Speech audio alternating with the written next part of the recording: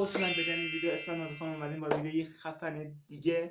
بچه‌ها امروز 27 تیر ماهه که من دارم این ویدیو رو میگیرم، یعنی امشب ساعت حدود 11 و بامداد 28 تیر ماه، یعنی از ساعت 2 صبح تا 7 صبح این ویدیو 3 ویدیو پشت سر هم، سرجینی و آکانجی و این ویدیو که داریم میگیریم براتون آپلود میشه و چند تا شورت ویدیو براتون آپلود میشه. حتما برید اینا رو نگاه کنید دیگه. پست نشم امروز خیلیتون پک پرتقال گرفتید. امروز اومدیم بهترین پک و بهترین ترکیب رو برای با روبرت مارتینز که چجوری یه ترکیب خوب بچینیم که به روبرت مارتینز بخوره، از تاکتیکا و همه چی بگیر.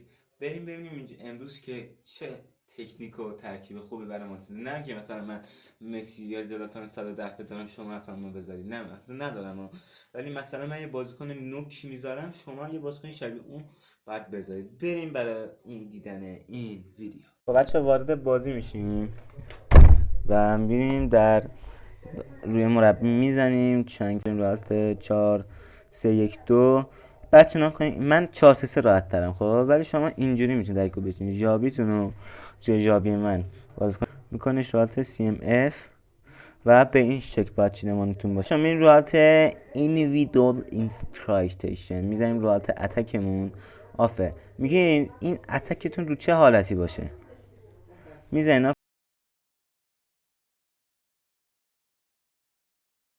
کن دفنس تو اینجا کی باشه، اتکتی تو اینجا به کی پاس بده، آچورینگ تو اینجا کی باشه وسط وایسه که بازی براتون در بیاره.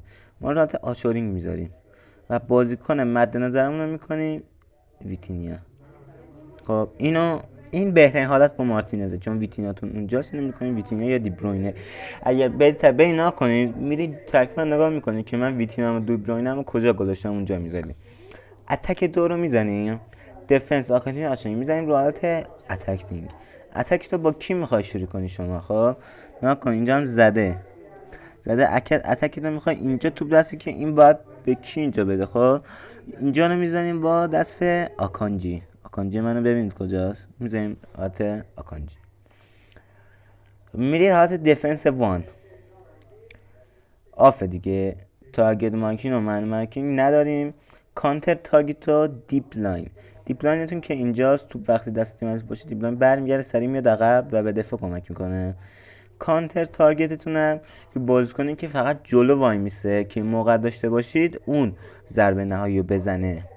ما اینو میذاریم حالت کریستیانو رونالدو. کانتر تارگت رو بذارید براشون. دفنس حالت 2 میذاریم حالت دیپ لاینتون رو کی میکنیم که سریع برگره به دفاع کمک کنه. میکنیم رو ژابی چون هافک عقب‌تر و بهتر کار میکنه. و بچه این بود تکلیف مختصر روبرت مارتینز. لاکو سابسکرایب فراموش نشه تا ویدیو دیگه. فعلا